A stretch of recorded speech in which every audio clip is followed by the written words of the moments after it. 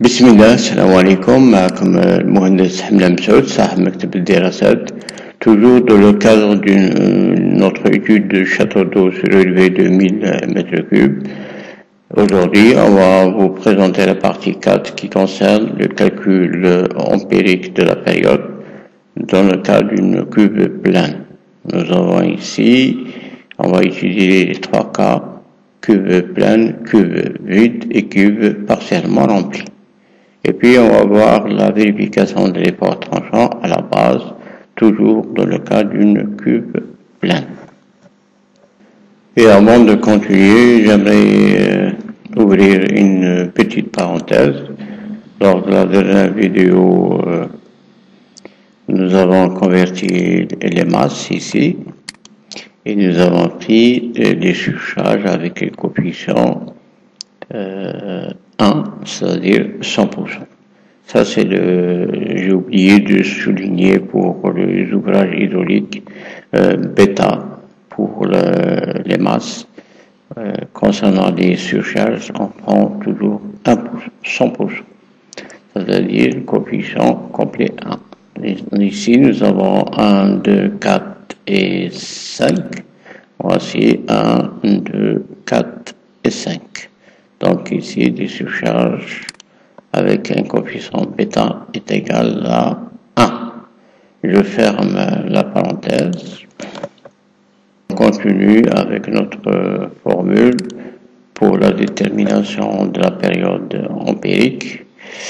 Donc voici la formule donnée par Rayleigh est égale à 2 fois pi racine carrée de pi prime ZG au cube sur petit g fois 3 fois E fois I. Ici, donc, 3,14 c'est pi. P' ici est égal à P plus 33 sur 140 P1 fois ZG. P1, c'est le poids du fût divisé par sa hauteur. Donc nous avons déjà déterminé le poids du fût. On divise par la hauteur. Pour notre cas est égal à 20 et on trouve P1. Concernant P, c'est le poids de la masse concentrée au sommet, c'est-à-dire le poids total sans le poids du fût. Si je reprends le schéma du château d'eau, donc la masse concentrée au sommet concerne cette masse-là sans le poids du feu.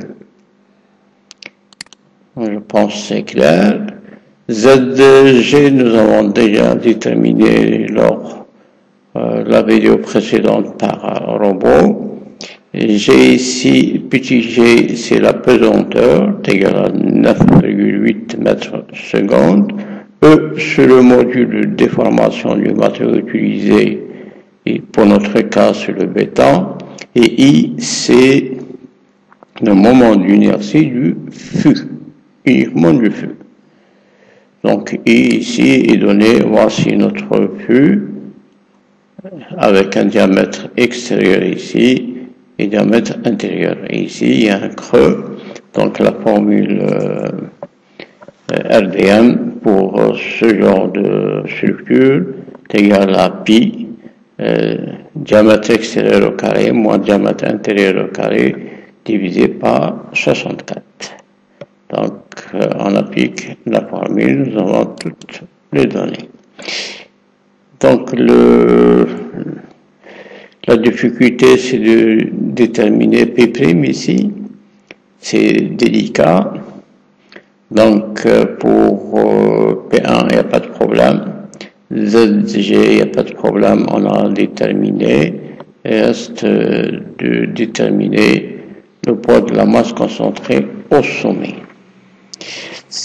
Pour cela, donc, nous avons établi un tableau. Voici tous les éléments de la structure au sommet, y compris l'eau, et on va voir le cas où La cuve est vide, donc on va déduire le poids de l'eau. Et ces éléments-là, nous avons déterminé le poids grâce au logiciel.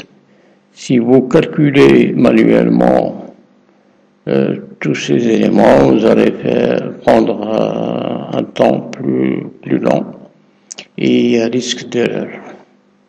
Avec un robot, on va rappeler rapidement comment on a déterminé le tableau. Donc on va sur affichage, tableau et métrie. On clique sur métrie et on va OK. Le robot nous donne directement le poids des éléments de la structure. Ici c'est, on va zoomer. Ici c'est les poutres supérieures et inférieures. Et voici le poids directement de la poutre. Pour les panneaux, on clique ici sur panneau et la même chose. Donc ici, nous avons tous les éléments de la structure avec leur poids respectif. Juste une chose ici pour le fût, il faut toujours prendre un élément quelconque de ça et comparer le poids donné par robot par rapport à un calcul manuel. Nous avons vu que par défaut, le robot donne un poids volumique du béton est égal à 25 kN par mètre cube. Et nous, dans notre hypothèse, nous avons pris un poids volumique 30 kN par mètre cube. Et nous avons ici quelques difficultés de trouver les mêmes résultats. Donc après rectification, on se retrouve avec les mêmes résultats de robot. Donc ici, un conseil, il faut toujours vérifier un ou deux éléments manuellement et comparer avec le robot pour parler le même langage. Donc on a établi le poids de la structure au sommet. Voici donc ici pour P1 le poids du fût. On divise par 20, on trouve 166 kN par mètre. Ça c'est un élément de la formule. Voilà, donc on rajoute au poids ici total de la cuve, on rajoute les enduits et l'étanchéité. On a trouvé 1 kN par mètre carré. Avec la surface au niveau de la coupole supérieure, on trouve 268,52 kN le poids des enduits et de l'étanchéité. Donc on prend le poids de la structure ici, total, et on rajoute le poids des enduits et de l'étanchéité, on trouve 16 431,90. Ça c'est P. Et P', finalement, encore on va zoomer. Voilà, P', nous avons ce poids-là, plus 33 sur 140 fois P1, qu'on a déterminé. Donc ici c'est le poids du fût divisé par sa hauteur, poids unitaire, et ZG ici 26,32 qui est donné par robot. On continue donc le module de déformation ici dans la formule du béton, donc E ici, et en fonction des matériaux utilisés. Donc E pour le béton est égal à 34 179,55 MPa. il faut toujours, enfin, nous avons pris des kilonewtons et des mètres dans notre calcul pour cette formule-là.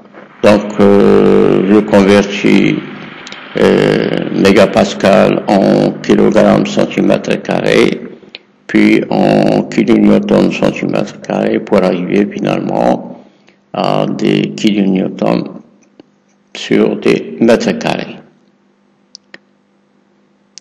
Donc, c'est des unités qu'on va retenir ici pour le calcul de cette formule. Il faut toujours faire attention à ces unités qui peuvent fausser des calculs. Pour I, le moment d'inertie, donc ça concerne uniquement le flux. La formule, voici la formule RDM. Nous avons le diamètre extérieur 4,8, diamètre intérieur 4. On applique la formule, on trouve 13,48 mètres puissance 4. Toujours en mètres et des kilonewtons. Voilà, j'ai cédé la pesanteur de 1,81 mètres sur 2 secondes.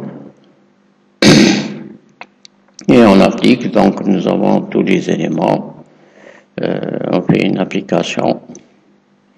Donc ici, il faut toujours faire attention aux unités.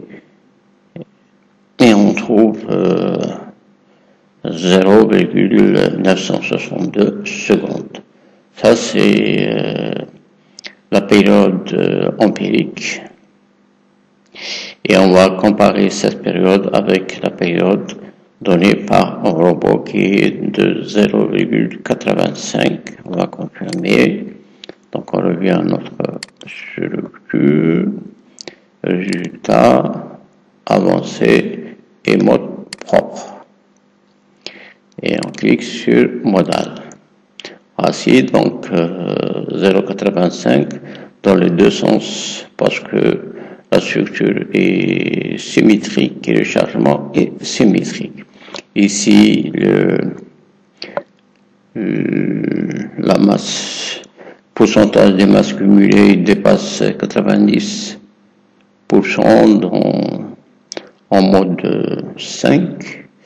Et là, à la lecture de ces deux valeurs, on va dire qu'il y a une translation de le sens des Y au premier mode, au deuxième mode, translation dans le sens des X, et au troisième mode, il y a une pure rotation. On va zoomer, voilà la lecture de ces valeurs-là. Donc ici, translation sens X, sens Y, translation sens X, rotation au troisième mode. Ok, donc c'est des résultats acceptables. Et on va comparer cette période avec la période qu'on vient de trouver. Donc on est à 0,85. Période robot 0,85 inférieure période du règlement 0,962 secondes. Qu'est-ce que ça veut dire? Ça veut dire que notre structure est rigide. Et dans le calcul de coefficient D, on va prendre le minimum de ces deux valeurs-là, donc soit 0,85 secondes. Et là, notre structure est rigide. À la lecture de ces résultats, on peut réduire l'épaisseur du flux jusqu'à 35 ou même 30 pour avoir une situation de la période de robot entre la valeur empirique et la valeur empirique majorée de 30%. Donc ça, c'est le calcul, le résultat idéal que cherche le concepteur à situer la période de robot entre la période qu'on vient de trouver 0,962 et 0,962 majoré de 30%. Donc si on réduit un peu l'épaisseur du flux, on peut être dans cette situation. Et là, il faut éviter que la période de robot dépasse celle empirique majorée de 30%. C'est un cas à éviter. Voilà, donc une fois qu'on a déterminé la période, on va calculer l'effort tranchant à la base, qui est donné par cette formule-là. Donc V, effort à la base, est égal à un coefficient A, c'est le coefficient d'accélération de zone, D, c'est le coefficient d'amplification moyen, Q, facteur de qualité, W, c'est le poids de toute la structure ici, donc c'est toute la structure, y compris une cuve pleine, donc ici nous sommes toujours dans le cadre d'une cuve pleine, et R pour les ouvrages hydrauliques est égal à 2. Donc le coefficient A est égal à 0,2 en prenant la nature de l'ouvrage 1B et la zone 2A. Le tableau nous donne A est égal à 0,2. Dès le facteur d'amplification, donc la page 35, nous donne la formule de calcul de D qui est en fonction du site. Nous avons un terrain rocheux, donc c'est S1 et T2 est égal à 0,30 secondes. Voilà, le pourcentage d'amortissement critique 10%. Notre période est située entre T2, ici, en fonction du site, et 3 secondes. Cette condition nous donne directement la formule de calcul du coefficient D. Voici la formule, on fait une application, on trouve D égale à 0,999. Le facteur de qualité, il varie donc en fonction de la situation de l'ouvrage. Pour cet ouvrage-là, on va prendre le maximum parce que le minimum est égal à 1 et le maximum 1,35. On va prendre 1,35 pour ce genre d'ouvrage. Le coefficient de comportement, nous avons dit qu'il est égal à 2 et le poids de la structure, c'est le poids de toute la structure, y compris l'eau, plus le poids des surcharges. Voilà, donc pour les surcharges bêta, ici est égal à 1, on va prendre 100% des surcharges. Nous avons déjà calculé le poids d'ici de la structure, plus l'étanchéité, plus les enduits. Donc on revient à notre tableau ici. Voilà, le tableau plus l'étanchéité ici et les enduits. Donc c'est le poids total de la structure. On trouve 20 016 kN. On fait une application. Nous avons tous les coefficients, voilà. Et pour W, on peut le tirer directement de robot. On en lance résultat, réaction. Et on va prendre une. Ici, j'ai pas la combinaison. Donc je vais faire une petite combinaison pour juste comparer. Alors chargement, combinaison manuelle, et on va prendre l'ELS permanente. OK. La combinaison, donc c'est PP plus G plus Q plus O. Voilà. OK. Oui. Donc, PP, le poids propre, le poids des enduits et l'étanchéité, et le poids de l'eau, total, 100%, et Q. Voilà, appliquer, fermer et calculer.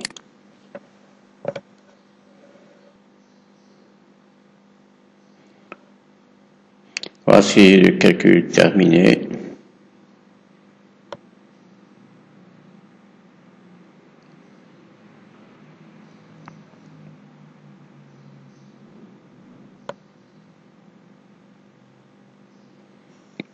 Et on va déterminer le poids de la structure, résultat,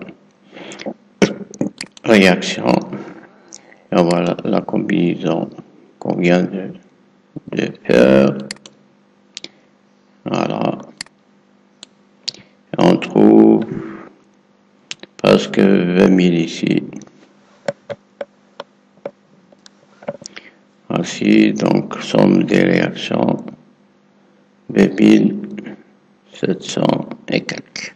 Donc, c'est presque la même calcul.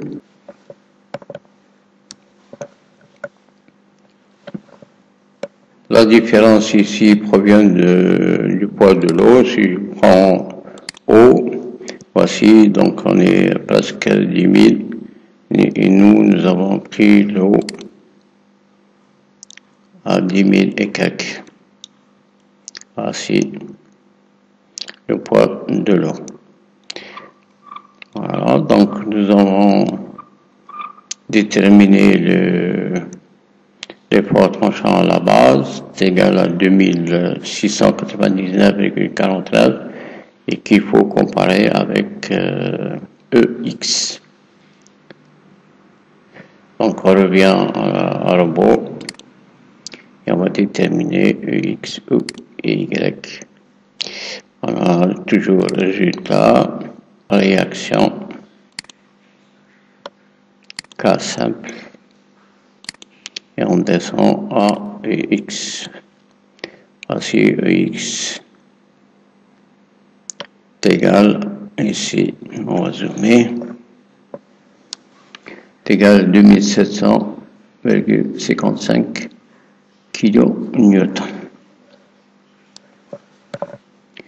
Voilà, donc, on est 2700,55 kN qu'on va comparer avec l'effort tranchant à la base qu'on vient de trouver ici, fois 80%. On va prendre 80% et on trouve 2151,59. Donc, c'est vérifié. Donc, l'effort tranchant à la base, c'est vérifié dans les deux sens parce que la structure est symétrique, le chargement symétrique. Et ça, c'est la répartition de l'effort sismique par rapport à la structure. Et dans la prochaine vidéo, Inch'Allah, on va faire toutes les vérifications parasismiques avant d'entamer le ferraillage de la structure. On vous remercie vivement de votre attention. Salam.